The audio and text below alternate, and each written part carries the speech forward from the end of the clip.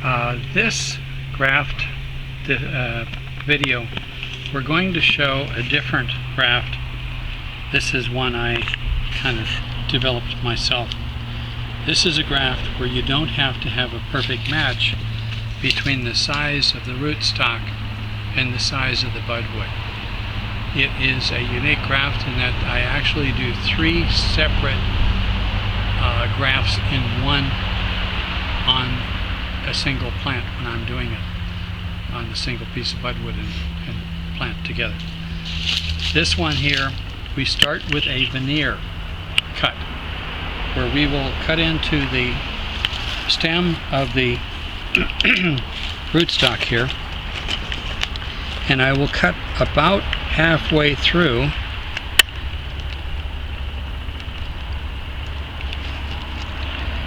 as you see here, and it's important to have this little grafting table to keep the plant in a horizontal state where I can do this without cutting the little rootstock right in half, because if I lose it, the root doesn't have enough energy in it to really be able to get this thing going. So I want to have the top of the little rootstock intact so that the top continues to supply the plant with energy, photosynthesis. The root can of course supply what we've got here on the bottom. That's the first cut.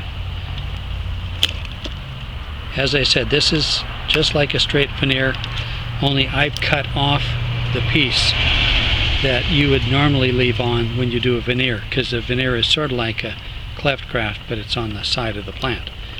Now I'm going to do something else which is unique in how I do it, is I make another cut into the rootstock. This one is really touchy because I'm going in again and making the rootstock even thinner. We'll stop the video so we can take a close-up and you can see the detail.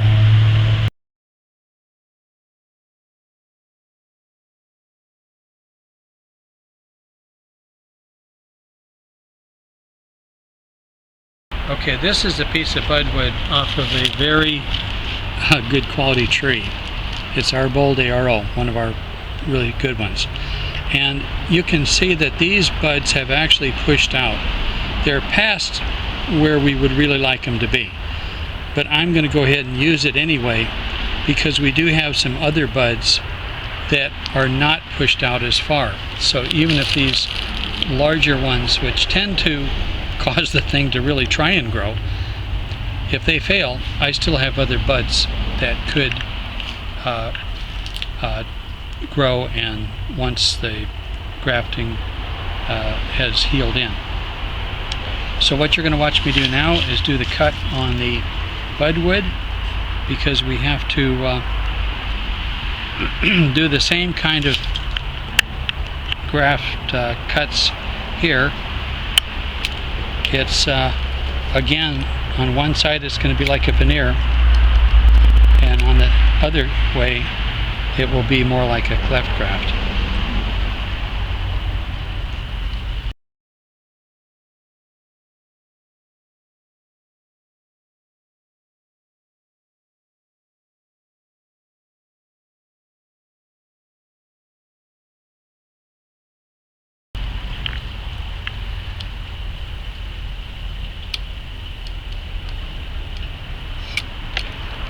I have to get the budwood to the same thickness at the bottom as the rootstock is, because although we don't care about the size of the two being the same, because I'm only going to worry about one edge, I do need to have the cambium layer, which is here, and it's also at the very end of it. That has to be approximately the same thickness so we get a good match. So in that case, I do a little cut at the end, so it looks to me like I got that pretty close to where the rootstock thickness is. So now I need to make a measurement here so I can see where I was on the rootstock, which looks to me like about here. So I'm going to cut in very, very carefully, and that's why I wear the gloves. One slip and you'll end up in the emergency room unless you have gloves. If you are right-handed, get a left-handed leather glove. If you're lefty, get a right-handed leather glove to use when you're doing this. It's well worthwhile peace of mind. So we're only worried about one edge, and I'm going to use this edge, which is the outside edge here. Okay, you'll notice that I pulled the rootstock up a little bit so I can lift that little lip, and I'm going to slip the budwood lip in the same approximate position. And as I say, we want to get a good alignment on this side. The other side doesn't matter because this budwood is bigger than the bottom. Okay, so we got that in pretty good position. We have a really good matchup at the butt end down here where the two are butting together. We have a good matchup along this layer, and we have that little wedge that has been cut in on both the rootstock and on the budwood. That's tightly fitting together. So this is a good graft. So now I'll take some grafting tape and we will wrap it, hold it together nice and snug so this can heal and give us a little tree. I'm going to start at the top and work my way down. First a wrap and then do an overlap.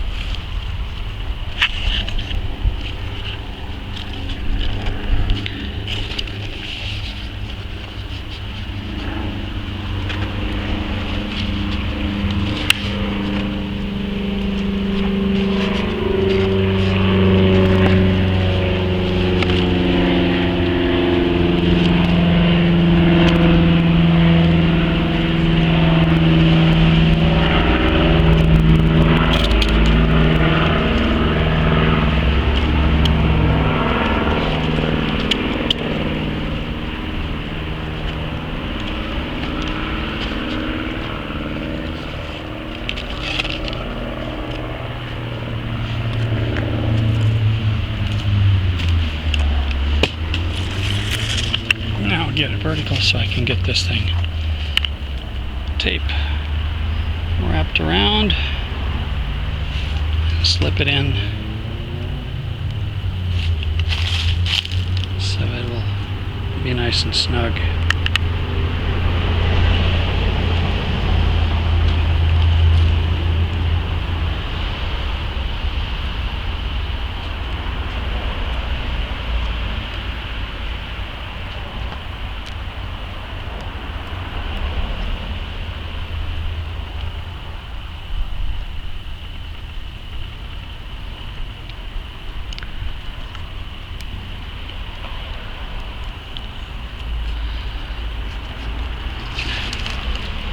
Okay, I'll bring this out in the light so you can have a little bit more illumination. You can see here how the graft is pretty well matched.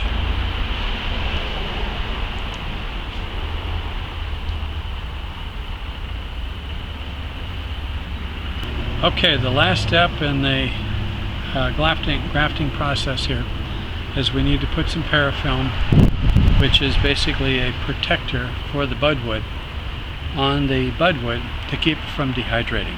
Parafilm is available on Amazon.com.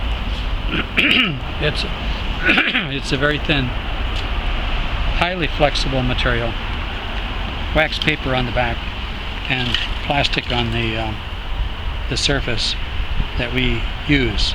So we get a hold of the end of it and take it off. Wax paper I'll throw down for right now and pick it up later. But the parafilm is very stretchy. So what we do is we put it on here, down by the base, get it started, and we completely wrap the budwood.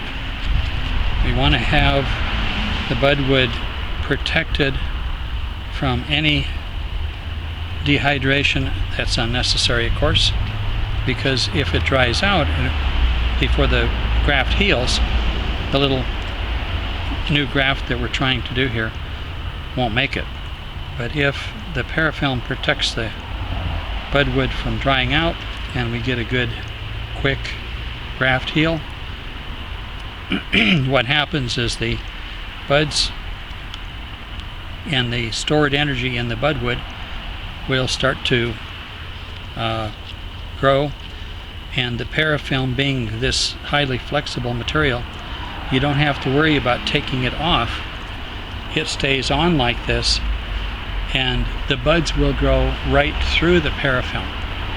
You don't have to worry about it. 2 or 3 months later we'll have to take the grafting tape off once the graft is healed. But we have now a nice little seedling that has a highly desirable piece of budwood grafted on top of it, and it will heal in. And as I mentioned when we were doing the grafting, I've cut halfway through the rootstock. So with this method, 50% basically of everything that the roots are contributing to this plant is going to go up into the budwood. So it encourages rapid growth of the budwood, but by leaving the top on the little plant, we haven't set it back, because the top part is what's producing the energy through the action with chlorophyll and the sun. So we've got the best of both worlds. We didn't have to cut the top off, and we have a good bud.